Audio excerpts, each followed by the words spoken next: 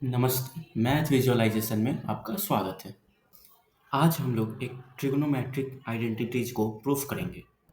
हमें सिद्ध करना है कि sin a plus cosec a का whole square plus cos a plus sec a का whole square equal to 7 plus tan square a plus cot square a। इस equation को प्रूव करने के लिए हम लोग शुरू करेंगे एलएचएस से। एलएचएस में हमारा है sin a plus cosec a का होल स्क्वायर और cos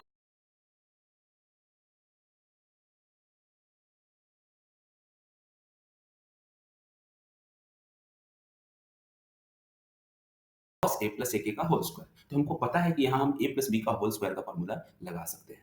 तो a प्लस बी का होल स्क्वायर का फॉर्मूला क्या होता है? a प्लस बी का होल स्क्वायर का फॉर्मूला होता है a square plus b square plus 2ab। तो अगर हम इस आइडेंटिटी को ऊपर वाली इक्वेशन में लगाएंगे तो एलएचएस क्या बन जाएगा हमारा? वो बन जाएगा साइन स्क्वायर ए प्लस कॉसेक स्क्वायर ए प्लस 2 इंटू साइन ए इंटू कॉसेक ए साथ ही cos square A plus sec square A plus 2 into cos A into sec ए। अच्छा,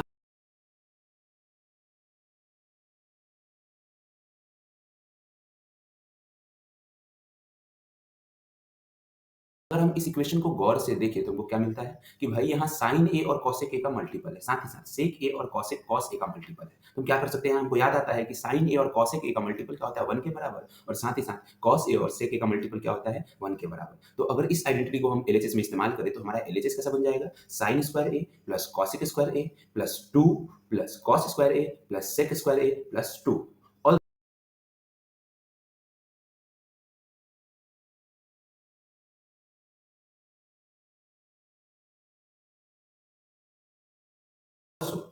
इन दोनों को जोड़ देंगे तो हमारा आ जाएगा साइन स्क्वायर ए प्लस कॉसेक स्क्वायर ए प्लस सेक स्क्वायर ए plus cos square ए plus 4।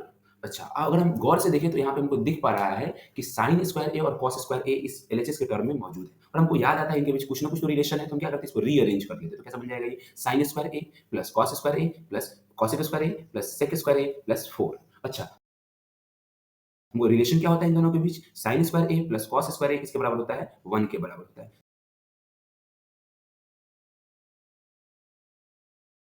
होता है। तो अगर इस इक्वेशन को हम ऊपर इस्तेमाल करें तो क्या बन जाएगा एलएचएस हमारा? कॉसेक स्क्वायर ए प्लस सेक स्क्वायर ए प्लस 5। अच्छा, अगर हम गौर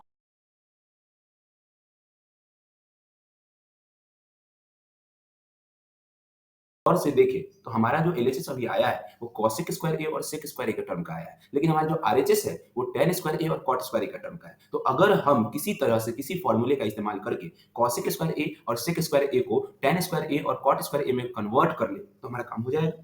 कॉसेक स्क्वायर ए और सेक स्क्वायर ए को tan स्क्वायर ए और कॉट स्क्वायर ए में कन्वर्ट कर ले तो हमारा काम हो जाएगा।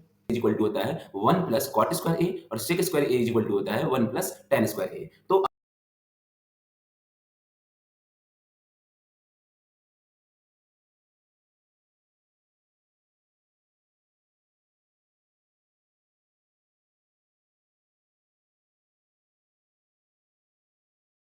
अगर हम इस आइडेंटिटी को ऊपर एलएचएस में इस्तेमाल करेंगे तो हमारा जो एलएचएस हो जाएगा वो क्या हो जाएगा? 5 पहले से था और 1 1 ऐड हो जाएगा तो क्या हो जाएगा? 7 प्लस tan स्क्वायर ए प्लस कॉट स्क्वायर ए। अच्छा, अगर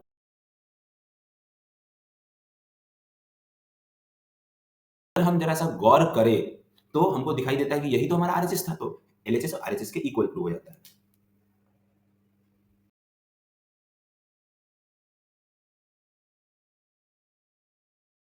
थैंक यू फॉर वॉचिंग।